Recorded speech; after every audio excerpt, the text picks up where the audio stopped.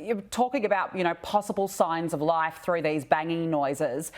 For those on board, what would they be going through? How would they be feeling? Well, I'm sure they're very, very nervous. They would be acutely aware that the nominal 96 hours of life support is theirs to ration and to manage properly.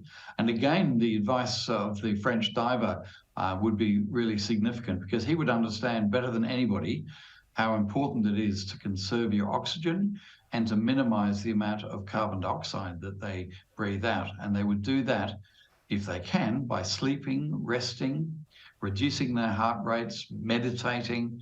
It might be that they even, if they're really thinking about this, that they sleep as much as they can and keep one person awake only, so that you don't have, or perhaps two, so that you've got somebody to keep and make sure the other one doesn't nod off.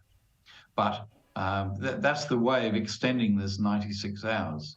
It's not like a gas meter that might click off at 96. It'll be an amount of oxygen they've got which they have to ration. And given that the oxygen levels are running out, overall, in your view, what are the chances now of a successful rescue? Well, it's still very challenging. It's a difficult thing to find.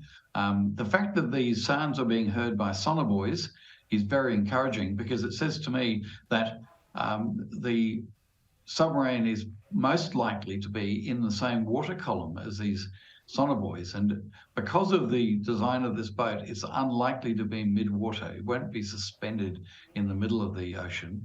It'll either be on the bottom or on the surface. When it's on the surface, it's very difficult to find, because it doesn't float above the water like a boat does. It'll be really quite awash. And there is a report that a Canadian aircraft saw a white rectangular shaped object just underneath the waves. White is a very difficult colour, of course, for them to see, because of the wind waves that disturb that sort of thing. So again, I would have used orange or yellow or some other colour that stands out. But the fact that it's it being heard by these sonobuoys suggests to me that the sound is most likely to be trapped in that surface duct, where the temperature remains basically the same until it gets to the bottom of what they call the layer. Well, it certainly sounds like a very tough and very difficult search effort. Frank Owen, thank you very much for joining us this morning. Thank you, Danica.